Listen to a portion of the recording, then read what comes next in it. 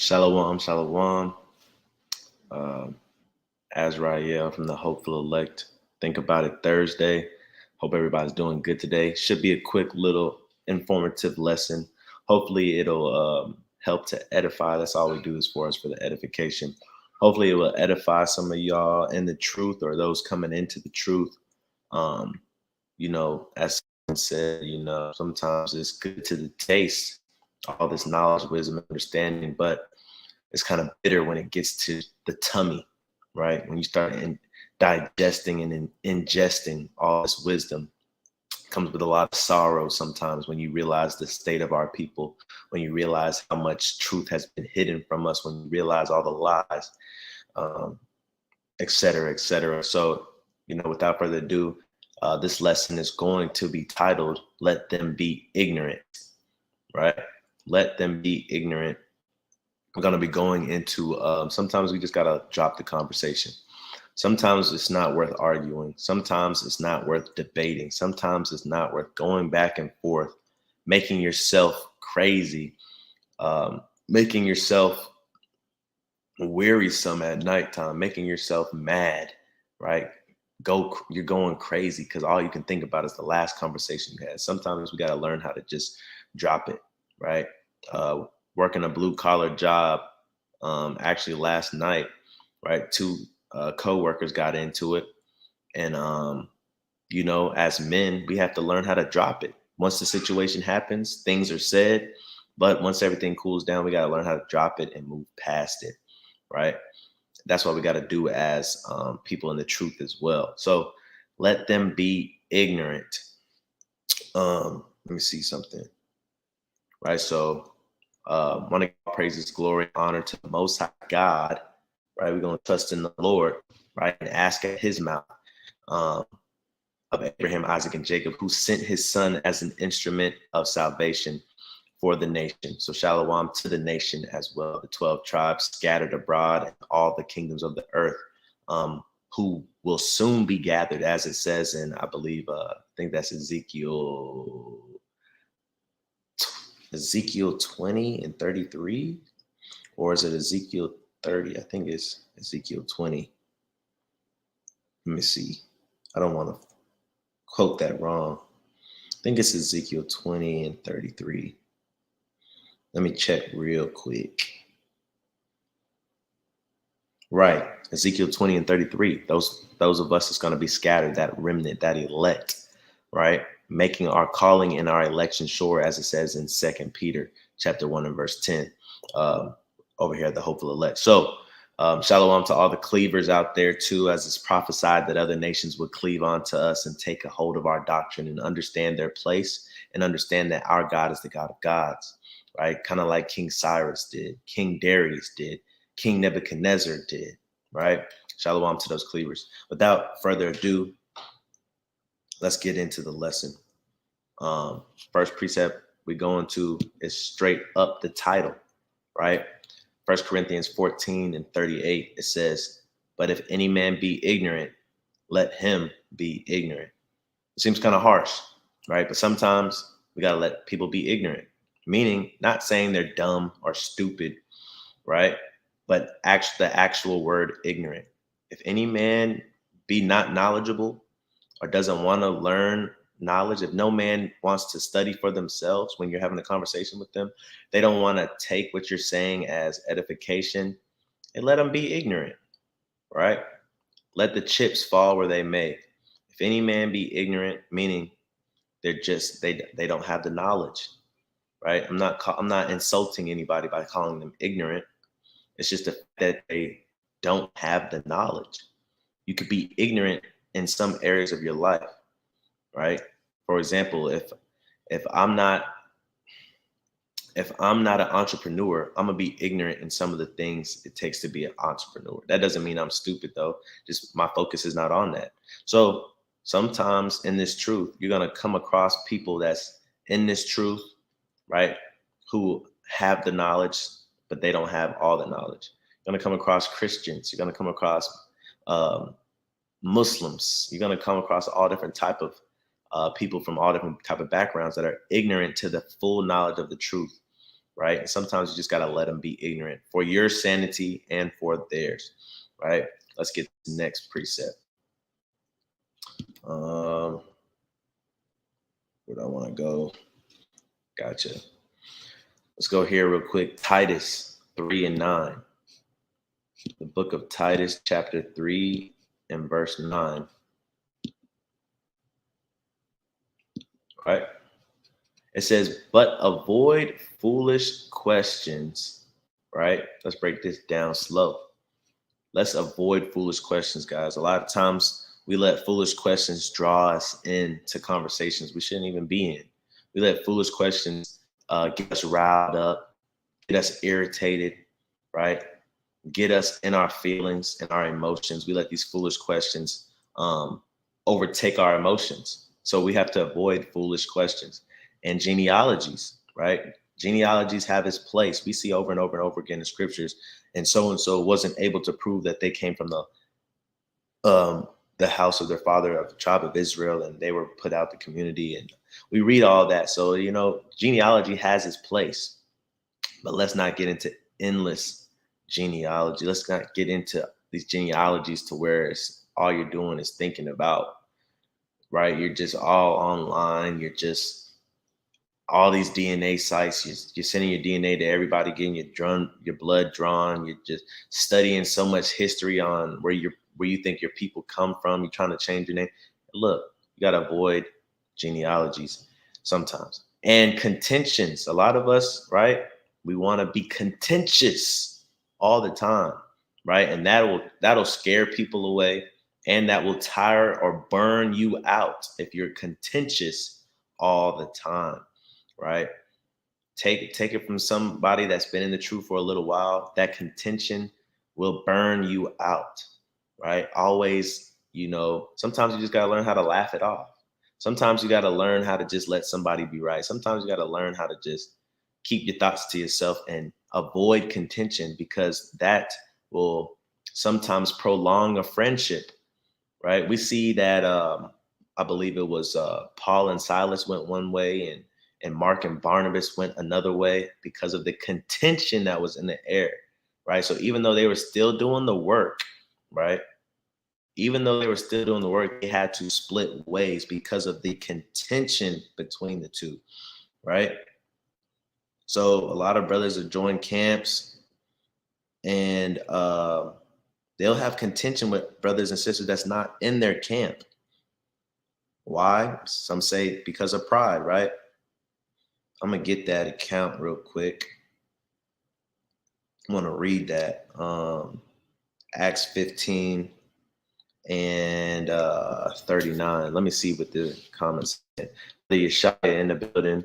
It's wise for us to do that. Let them be ignorant, because the Bible says, argue not much with the fool. Khan, I was going to pull that in Sirach, right? I was going to pull that in Sirach. Argue not much with the fool, because they're going to requite madness. You're going to be up all night going crazy, right? The brother also says, for we ourselves were sometimes foolish, right? Hey, look, sometimes we was foolish, right? So we got to understand that sometimes they're in a place that we were in 2 years ago or a year ago, right? We wasn't always in this knowledge. We weren't, sometimes at one point we were ignorant as well. So that's why we have to deal with our people as such, right? The sister says, Khan, answer not a fool according to their folly, right? Don't answer a fool, man, because they're gonna make you foolish. if you entertain foolishness, right, it's gonna make you foolish. So shalom to the sister, shalom to the brother. I'm gonna get this real quick in Acts chapter 15 and 39. Give y'all an example of what contention can do. Before I get that, let me finish this out, because I probably won't come back. So avoid foolish questions, genealogies, contentions, and strivings about the law. A lot of people want to argue about the law all the time until it makes them mad, makes them crazy. Well, can I braid my hair? Can I get earrings? Can I get locks? Can I use a microwave? Can I? All these things you're striving about the law, and it's making you go crazy, right? if the Most High wants you to know something, he'll put it on your spirit to act as such, right? And the law is straightforward. So we shouldn't be striving about the law. It's pretty straightforward. It tells you what you can and what you can't do. If there's a gray area, if there's a gray area in the law, guess what? The Most High God kind of left that up for your spirit, discernment, to see if you have restraint, to see if you have circumcision of the heart, right? But the law is pretty much straightforward, right? If it's not in the law, you can't add to it. If it is in the law, you can't subtract from it, right? A lot of people want to go to the law. Well, can we eat meat? Can we do X, Y, and Z? Stop the strivings about the law. It's going to make you go crazy. You're going to jump from doctrine to doctrine. You're going to be up all night. You're going to be unstable. And the next thing you know, you're not going to be in the truth anymore because you're going to think it's too taxing on your emotions. You're going to think that the law of God is just extra. And then you're going to start questioning who wrote it. Men wrote this. I can't even.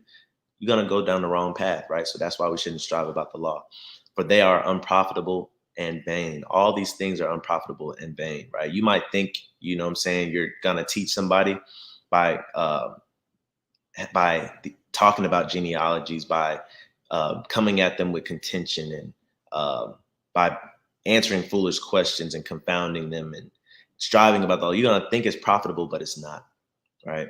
This is the Bible, man. The Bible's telling us it's not profitable, right? There's going to be a better time, a better opportunity, a conversation to be had, and it's all vain at the end of the day. It's all about self that amounts to nothing, right? You want to show how much you know to somebody that don't care, right?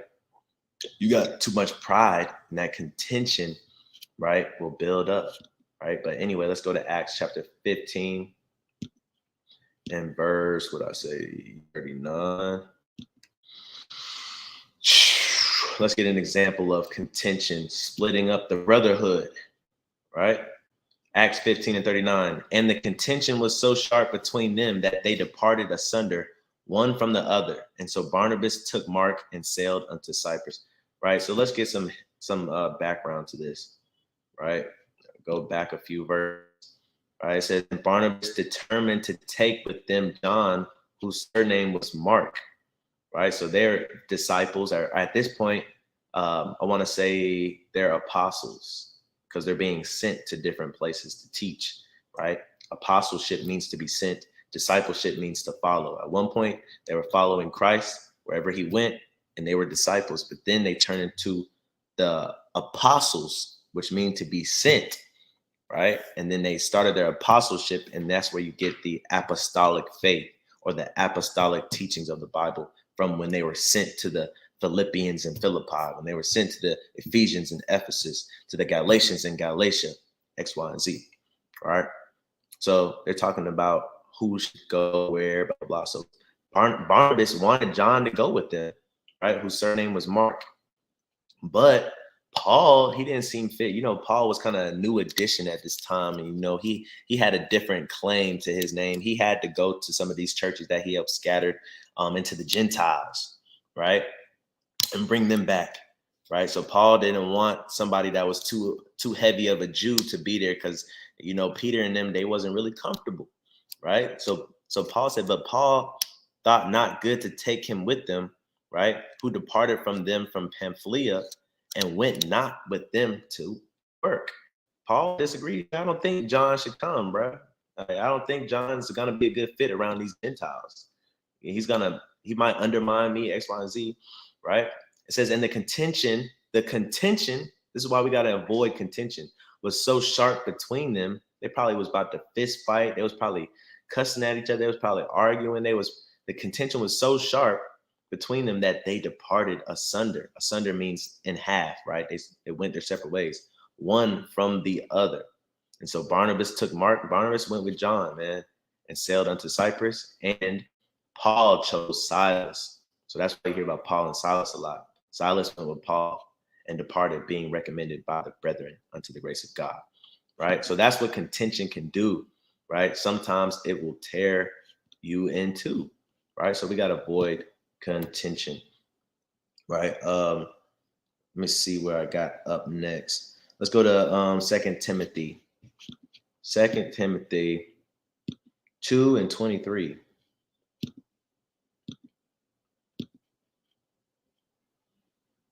2 Timothy 2:20.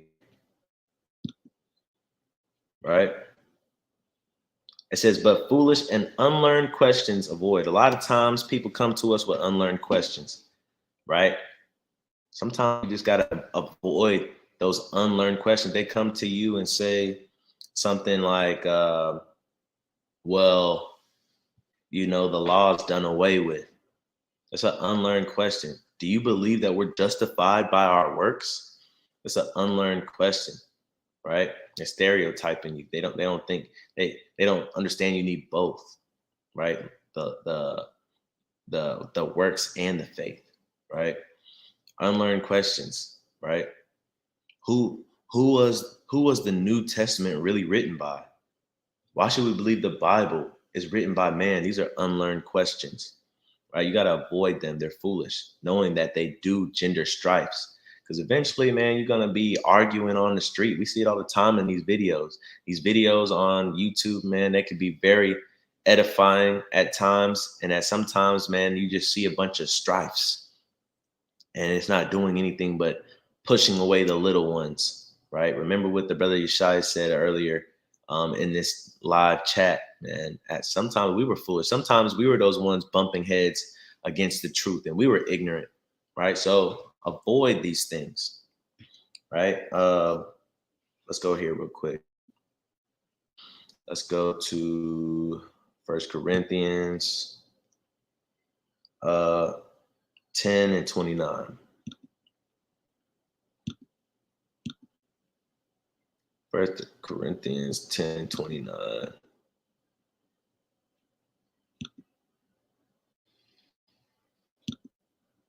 Right? 1 Corinthians 10 and 29 says, conscience, I say, not thine own.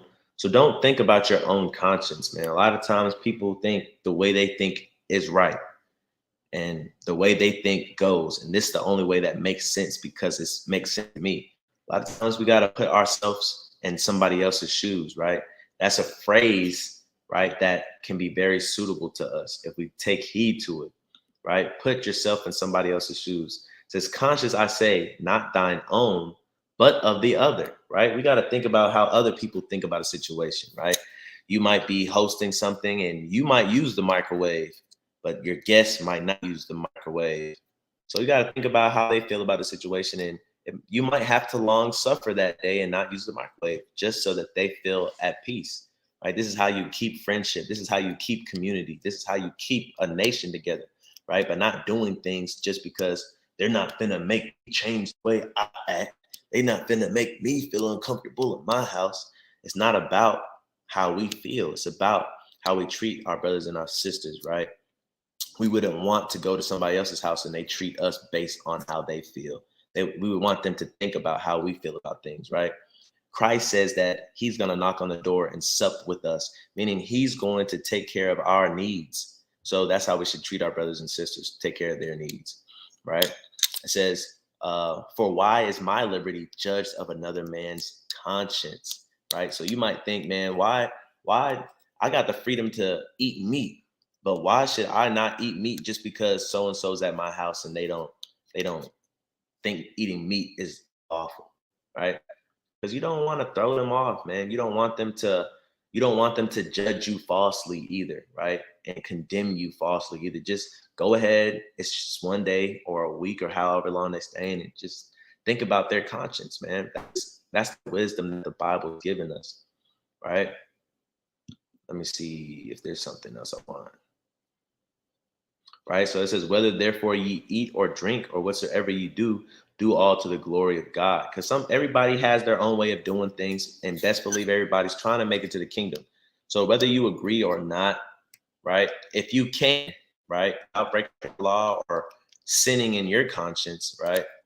If you can, it's not gonna hurt nothing to just roll with the punches, man, and just think about the other person's conscience, right?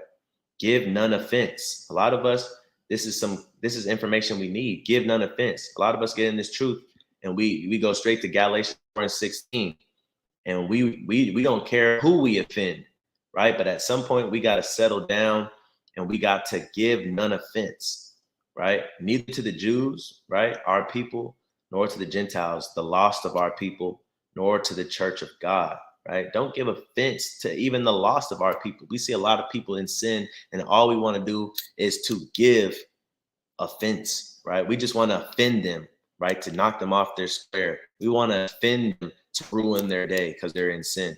Look, one point in time you were in sin. So don't give an offense. Don't have it to where they can come back and say that you're a bad person, right? And give you a bad reputation all because you gave offense, right? The brother Denal went to a pawn shop, and it was an Edomite we was talking to on the street. We was going into, do we need faith and works? Khan, I see the brother. He's in my notes, man. He's in my notes. I'm gonna get that too, right? In the book of Job. So he said, "How right are forcible words?" Right. So, but yeah, the brother Denal, man, was in a pawn shop, and there was an Edomite we was talking to a few Sabbaths back, probably in a Christian apologist or apologetic, and he was talking about do we need faith and works or just faith alone, right? So we gave him nothing but scriptures, and it was an unlearned question, but there was no contention there, even though we were of two different nations. But he ran into that brother at the pawn shop, right? And because we treated him peaceably, right? The Bible says, if you can be peaceable with all men, because we treated him peaceably, right? He wasn't able to give a bad reputation in the pawn shop, right? When the brother Denal was in there doing what he was trying to do, right? He was probably in there trying to sell all he had and buy a sword. I don't know, right? But if that conversation was bad, he could have bowed at the brother and say, "Hey, this brother is a terrorist. Hey, this dude right here is racist. This dude, blah, blah, blah." Right? That wouldn't have been wise for us to turn up on that brother or that Edomite in that conversation, right? So, nor to the Gentiles, right? Even our people, the Gentiles, that are people that's lost, right? A lot of them are in the Christian church or in these Muslim beliefs, or some of them are Catholic, right? When we think about the Northern Kingdom, right? Don't don't offend them because they won't come back. If you offend them, they will not come back. All right. And they'll have a bad taste in the mouth. Let's move on. Where do I want to go next? Let's go to Colossians chapter 2 and 16.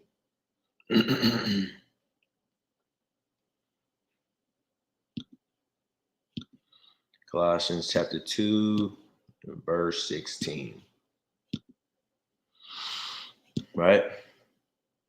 So this is why we were encouraged to do this, right? It says, "Let no man therefore judge you in meat," right? So some people eat meat, some people don't eat meat. But remember, we're all doing what we're doing because we think that the Most High God sees fit that way. We're not just trying to be evil out here, right? However you think. So don't let anybody judge you in meat or in drink. Somebody wants to drink wine.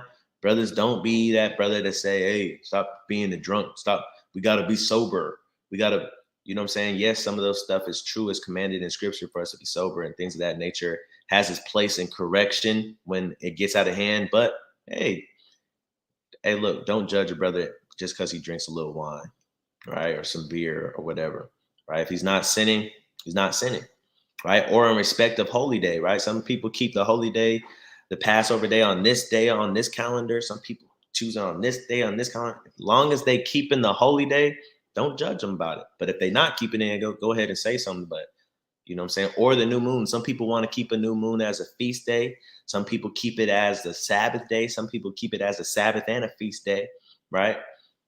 Don't judge a brother or sister on how they keep the new moon, man. As long as they keep it and recognize it, that's all that matters. Or of the Sabbath day, right? So we go over this all the time on the street. Brothers would tell us they work 6 days. Sisters would tell us they work 6 days. And on the seventh day, they rest. And they say the seventh day is Sunday. Who are we to tell them that they're wrong if that's what the scripture says? The scripture said 6 days and then 7th day you rest. If that's their seventh day, it's the seventh day. Let us not judge them, right? As long as they're keeping it, right, unto the Lord, and they know how to keep it and how they're keeping it, right? Let's go to Job 6 and 25, right? Job 6 and 25. This is a pretty tough chapter in Job, right? Pretty tough. Job 6 is a pretty tough chapter in Job. I'm not gonna lie, right? Like the brother said, I'll pull up his comment again too, right? How right are forcible words? So Job 6:25 says, how forcible, right, are right words? Meaning you could be right all the day long. You could be in the right. You could have the knowledge. But what's the point of forcing it down somebody's throat? You forcing it down a family member's throat. You forcing it down a friend's throat. You're forcing it down somebody that's new in the truth and you just want them to be on fire, right? But they got to find it themselves. The spirit has to lead them, right? You can't do it. Even Christ said, how can I can't choose anybody. I can't select anybody. I can't bring anybody to the knowledge of the truth unless the Father draws them to me. So the Father's going to draw these people towards you and you just kind of be a shepherd as you may, right? But how forcible are right words? Sometimes right words, you have to force them in. They just don't fit, right? Say what you got to say and let that be that. It says, but what doth your arguing reprove? Right? A lot of people turned off by arguing. Some people, right, it leaves a bad taste in their mouth, right? Um, for example, when I was kind of in the world and I was dating on the dating scene, I went on a date one time and it was the first and last. Like I'll admit, confess your sins to your brothers and your sisters, man. I might have an arguing problem, right? It's kind of arguing sometimes is fun to me, right? I even studied to take the LSAT to be a lawyer one time, but was on a date. And after the day, I thought the date went pretty cool, but she told me that I argued too much for her, right? I didn't think I argued on the date, but she told me I argued too much for her and she left me alone, man. I think she blocked me and everything. And, I probably was asking too many what if questions or what would you do in this situation? Or, just making small talk. Anyway, it did not help. So sometimes even in this truth, man, you argue too much or somebody asks you a question and you always make it an argument or somebody or you're in conversation and you just always trying to, play on somebody's mind or what's the word? Me and the brother was going over this the other day. When you set somebody up in a question, dang, what was it called? Dang, it escapes my mind. A loaded question, right? Sometimes a lot of us, we just come with loaded questions just to argue, man. That's going to throw a lot of people off. It's not going to be profitable, right? Let's get this verse. It says, do you imagine to reprove words, right? And the speeches of one that is desperate, which are as wind, right? So the wind goes wherever it goes, right? And so desperate people, they're gonna go wherever they see truth goes, right? And sometimes when you're trying to reprove with your words, if you're too forcible, you might be like driving them off somewhere. That wind gonna carry them away to a different doctrine or to a different religion. So it's not right to force these words into somebody's mind, right? Because even though you think that they understand, they're not understanding, right? It says, yea, ye overwhelm the fatherless, right? Meaning those that don't have the Most High as their father, right? Meaning you overwhelm them. You might give them too much information too fast, right? You might belittle them by asking a question that they don't know the answer to, right? And now they a lot of us, we don't like being put in that student seat, right? Some of us are okay being followers and students, but a lot of us that are new, we don't like being wrong. Like think about it when you first came into the knowledge of the truth, you didn't like being wrong, right? That's why I say you're cut because it hurts, right? A lot of us don't like that feeling of being cut, especially early on. So you might overwhelm them, right? And you dig a pit for your friend, meaning you put too much on their plate and make them responsible for things that they don't understand. And the Most High God's going to hold you and them accountable because now what was said, and they have no excuse, but they don't have the full understanding yet. So sometimes in your teaching, in your edification with somebody, right, walk with them, right? If they don't know that they're not supposed to be celebrating Christmas just yet, and you don't, and your spirit feel like they're ready to accept that, save that conversation for another day. I know that was a turning point for you, but it might not be a turning point for them. You have to discern and be prudent, right? If eating pork, right, as a stronghold, not even say pork, a lot of people don't eat pork no more, but say seafood. Say seafood is a stronghold and you're in a conversation with somebody, right? Don't dig a pit for them if you know they're not spiritually built up to cut that off yet. It might have been a turning point for you when you were new to the truth, but it might not be for them, right? So these are some things we got to look at. We don't want to dig a pit for our friend and have them sin after the knowledge of the truth, as it says in Hebrews 10 and 26, right? So overwhelm them, give a little at a time, and pick up on their spirit. If they're catching on quick, then unload it. But if they still kind of, playing the fence, a little at a time, right? A little goes a long way, right? I want to get an example here of letting the ignorant be ignorant, right? An example from Christ. Let's go to John 2 and 2. Right, we're almost done. Right, the book of John, chapter 2, verse 2.